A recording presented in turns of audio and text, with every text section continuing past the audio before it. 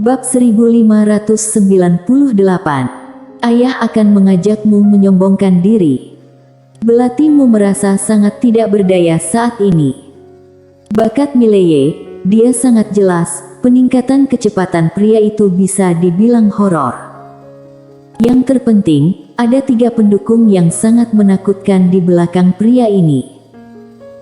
Aula Dewa tahu sedikit tentang ketiga kultivator pedang itu, tetapi dia tidak. Dia telah berurusan dengan 2 dari mereka dan tahu bahwa teror dari 2 kultivator pedang. Meski 2 kultivator pedang dikekang oleh aturan hukum alam semesta, dia tidak yakin apakah aturan hukum alam semesta bisa menahan mereka. Saat ini, Nanayan tiba-tiba berkata, "Kamu harus mendengarkan pendapat nonamu." Semua orang memandang Nanayan, dan Nanayan melirik semua orang. "Kami kalah dalam pertempuran dengan klan Kaisar Abadi." Orang tua mayat hidup itu menggelengkan kepalanya, dia tidak membunuhnya. Itu adalah pria berbaju biru. Belatimu tertawa dan berkata, "Kupikir kamu tidak tahu pria berbaju biru."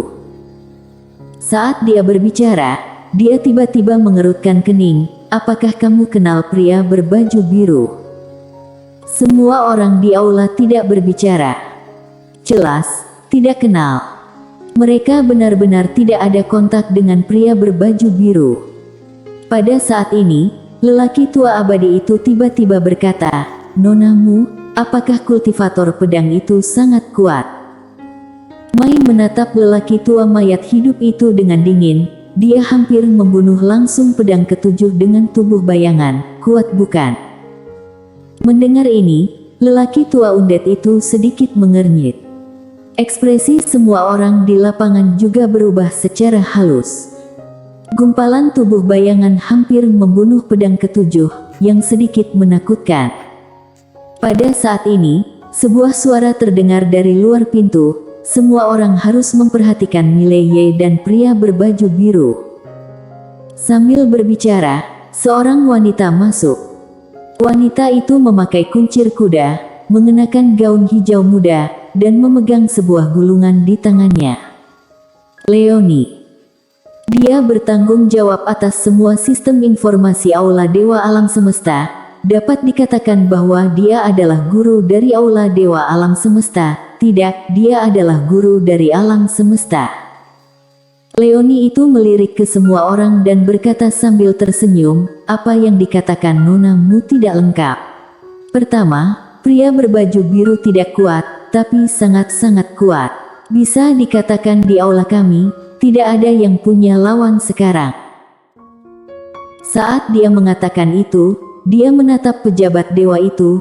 "Tua, kamu terluka oleh sinar energi pedang sebelumnya, yaitu energi pedang yang ditinggalkan oleh pria berbaju biru masih sisa puluhan ribu tahun lalu." Mendengar ini, wajah pejabat dewa itu tiba-tiba menjadi serius. Gumpalan energi pedang itu hampir membunuhnya. Lelaki tua abadi itu memandangi Leoni itu dan sedikit mengernyit. Apakah itu menakutkan? Leoni memandang lelaki tua abadi itu. "Apakah kamu menanyaiku?" Pria tua undead itu hendak berbicara, ketika pejabat dewa di sampingnya tiba-tiba berkata, "Jika gumpalan energi pedang benar-benar miliknya, maka kekuatan orang ini pasti bukan sesuatu yang bisa kita tandingi."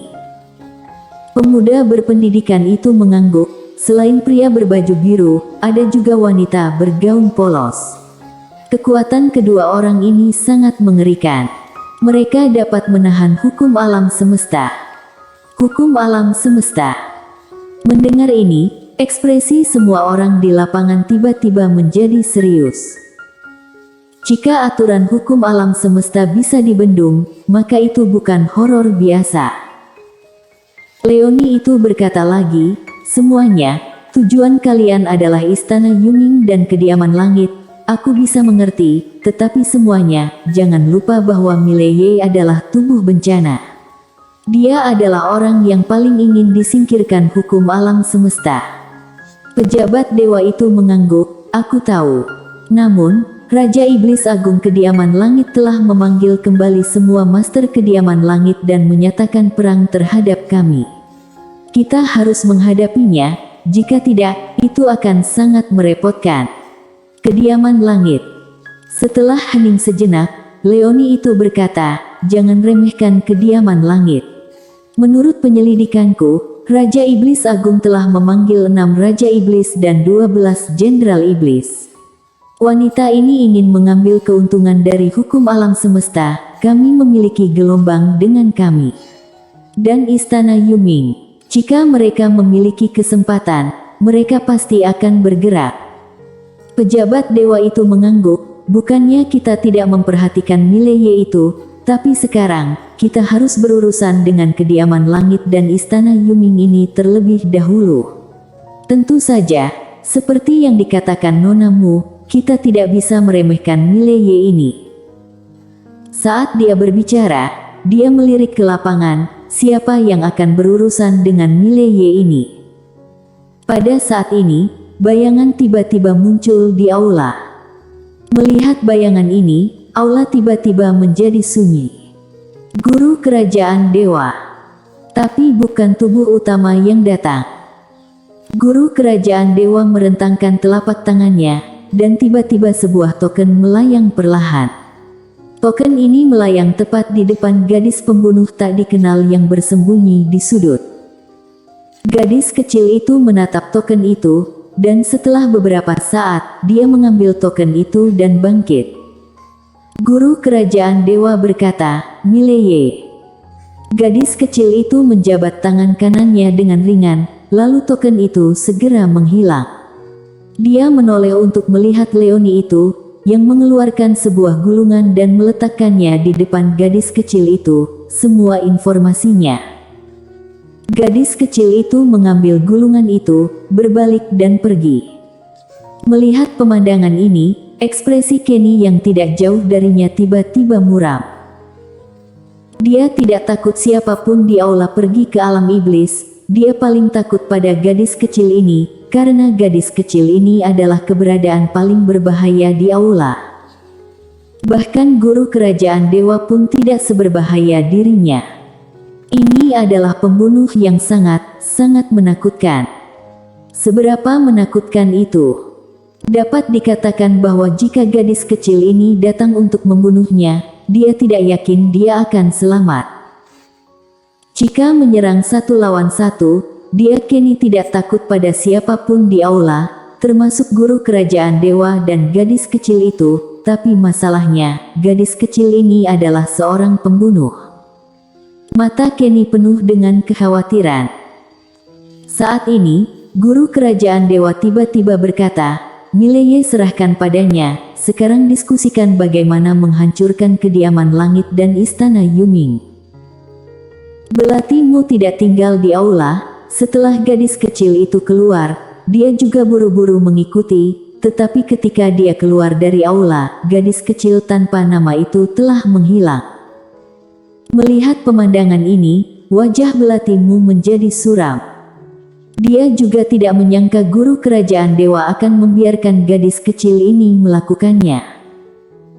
Asal tahu saja, kecuali hukum alam semesta, tidak ada yang bisa membuat gadis kecil ini menembak, bahkan hukum alam semesta mungkin tidak bisa. Gadis kecil ini sangat aneh. Saat ini, Mei mengikuti. Mei tiba-tiba bertanya, apakah kamu khawatir tentang dia? Belatimu tertawa dan berkata, katakan saja apa yang ingin kamu katakan, jangan main-main kata-kata. Mei menatap Belatimu. Kamu tidak ingin dia mati, kan? Belatimu mengangguk. Mei menatap Belatimu, pemikiranmu sangat berbahaya. Belatimu terkekeh, Mei, izinkan aku mendiskusikan denganmu pertanyaan yang telah dibahas sebelumnya. Apa orang dengan tubuh bencana harus mati? Mei hendak berbicara ketika Belatimu berkata lagi, dia hanya ingin hidup. Siapapun berhak hidup, kan? Mei menggelengkan kepalanya, tapi, kita adalah pelindung alam semesta dan kita harus menjaga aturan hukum alam semesta.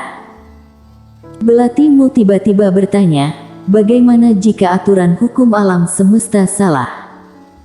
Mendengar ini, raut wajah Mai berubah drastis dalam sekejap. Dia menoleh untuk melihat Belatimu. Belatimu tersenyum dan berkata, aku akan mengatakan apapun yang aku mau. Saat dia mengatakan itu, dia melihat ke arah ujung langit.